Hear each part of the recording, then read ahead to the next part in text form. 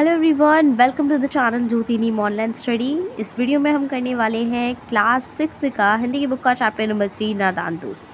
तो ये इस चैप्टर का पार्ट 3 है। इससे पहले हम काफ़ी कुछ पार्ट 1 और पार्ट 2 में कवर कर चुके हैं और बस ये थोड़ा सा चैप्टर रह गया था, तो बस वो हम करने वाले हैं इसमें कवर। तो देखिए, इसमें क्या है कि जो केशव होता है और उसकी बहन जो होती है, वो ये जानने के लिए काफ़ी उत्सुक होते हैं कि चिड़िया के अंडे में से किस तरह के बच्चे निकलेंगे और चिड़िया उनके लिए खाना कैसे इकट्ठा कर पाएगी इतना सारा जो वो लोग खा सकें। फिर वो इस बात को लेकर परेशान हो जाते हैं कि जो अंडे हैं वो धूप से जो है उनके ऊपर धूप पड़ेगी और जो बच्चे हैं वो प्यास से मर ना जाए। तो इस तरीके की जो वो बातें सोचते रहते हैं। तो अब हम उसके आगे का देखेंगे। फिर केशव और उसकी बहन मिलकर जो अंडे होते हैं उनके ऊपर एक टोकरी की छत बना देती है ताकि उनके ऊपर धूप ना लगे। फिर उनकी माँ जब आती है बाहर तो वो उनको बोलती है कि तुम लोग बाहर कैसे आए। अब जो केशव होता है वो अपनी बहन को अंडे देखने नहीं देता, तो इसलिए वो उसकी बहन भी गुस्सा हो जाती है केशव से। तो उसको लगता है कि कहीं वो उसकी माँ को उसकी शिकायत ना बता दे। फिर उसके बाद वो उनको डांट डपकार कर अंदर ले जाती है कमरे में। और अब बाहर तेज़ धूप चल रही थी तो अब दोनों बच्चों को भी नींद आ गई थी। ठीक है, तो इसके आगे का हम देखने वाले हैं। 4 बजे यकायाक श्यामा की नींद खुली, किवाड़ खुले हुए थे। वह दौड़ी हुई कांडिस के पास आ गई और ऊपर की तरफ ताकने लगी। टोकरी का ना पता न था।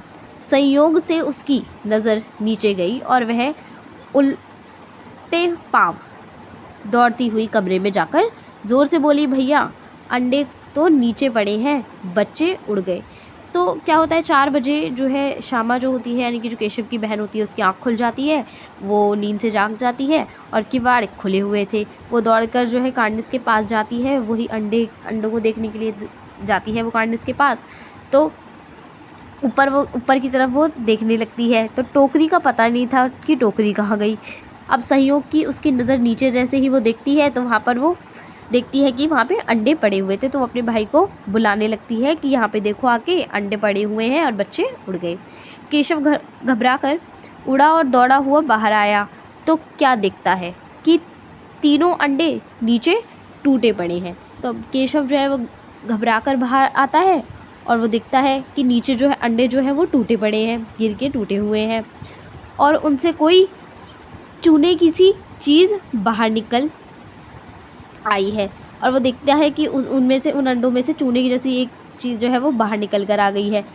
पानी की प्याली भी एक तरफ टूटी पड़ी है और जो पानी की प्याली उन्होंने रखी थी पिलाने के लिए वो भी टूटी पड़ी है। उसके चेहरे का रंग उड़ गया, सहमी हुई आँखों से ज़मीन की तरफ देखने लगा। अब उसको ये सब देखकर, अंडे टूटे हुए गिरे हुए देखकर, पानी की प्याली जो है वो भी टूटी हुई गिरी हुई देखकर उसके जो है आँखों का चेहरे का ही रंग उड़ गया और वो आँखों से, अपनी सहमी हुई आँखों से ज़मीन की तरफ देखने लगा।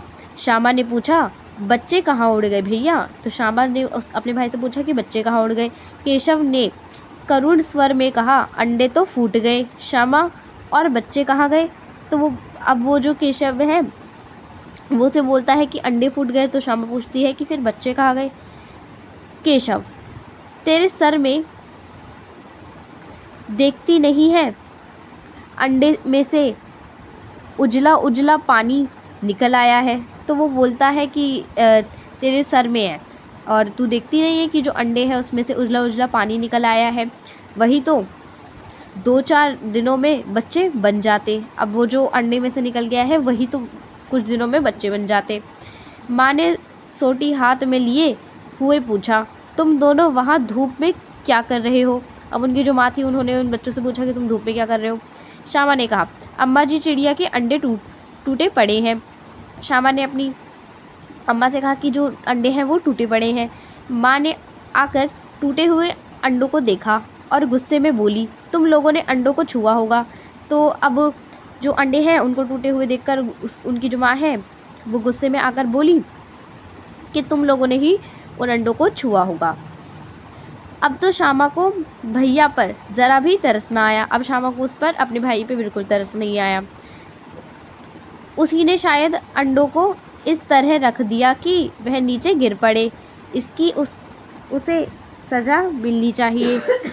तो क्या है कि अब उसे लगा कि उसी ने शायद अंडे को, मतलब वो अपने भाई पे इल्ज़ाम लगाने लग गई कि शायद इसी ने ही अंडे को ऐसे रखा होगा कि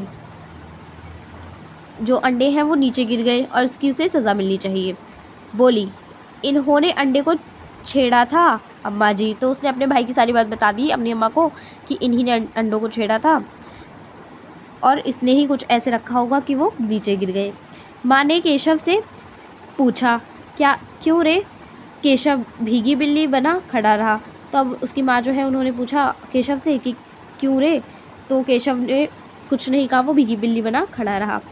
माँ, तू वहाँ पहुँचा कैसे? अब जो उनकी माँ है वो उनसे पूछने लगी कि तू वहाँ पहुँचा कैसे? श्यामा, चौकी पर स्टूल रखकर चढ़े अम्मा जी। अब श्यामा ने बता दिया कि वो चौकी पर स्टूल रखकर चढ़ा था। केशव, तू स्टूल थामे नहीं खड़ी थी? तो केशव ने उससे बोला कि तू नहीं खड़ी हुई थी स्टूल पकड़कर। श्यामा, तुम्ही ने तो कहा था। माँ, तू इतना बड़ा हुआ, तुझे अभी तक इतना भी नहीं मालूम कि छूने से चिड़िया के अंडे गंदे हो जाते हैं, चिड़िया फिर उन्हें नहीं सेती। तो उनकी माँ कहती है कि तू इतना बड़ा हो गया, तुझे नहीं पता कि जो चिड़िया के अंडे होते हैं वो छूने से गंदे हो जाते हैं और फिर चिड़िया जो है उनको नहीं सेती। श्यामा ने डरते डरते पूछा, तो क्या चिड़िया ने अंडे गिरा दिए हैं अम्मा जी? तो वो अपनी माँ से पूछती है कि क्या फिर चिड़िया ने अंडे गिरा दिए? माँ, और क्या करती? केशव के सिर इसका पाप पड़ेगा। अब उनकी जो माँ है वो कहती है कि फिर वो और क्या करती, केशव को ही पाप लगेगा। हाय हाय, 3 जाने ले ली दुष्ट ने। तो ऐसे बोलती है।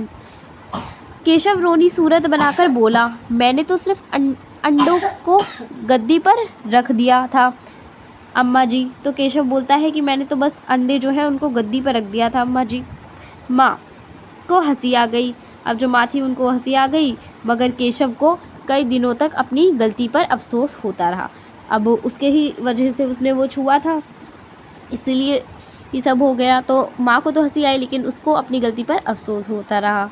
अंडों की हिफाजत करने के जोग में उसने उनका सत्यानाश कर डाला। तो अब अंडे जो हैं उसकी हिफाजत करने के चक्कर में उसने अंडे ही फोड़ डाले, उसकी वजह से अंडे ही फूट गए। इसके याद कर वह कभी कभी रो पड़ता था। तो इसे याद कर कर वो कभी कभी रोने लगता था। दोनों चिड़िया वहाँ फिर ना दिखाई दी। अब दोनों चिड़िया थी वो भी कभी वहाँ पे दिखाई नहीं दी। तो ये चैप्टर होता है कंप्लीट। ये चैप्टर की जो लेखक है वो है प्रेमचंद, और प्रेमचंद ने ये चैप्टर लिखा है और ये चैप्टर होता है कंप्लीट। काफ़ी अच्छा था चैप्टर। और अगर आपको वीडियो अच्छी लगी तो लाइक कर दीजिए, चैनल को सब्सक्राइब कर दीजिए। Thanks for watching this video.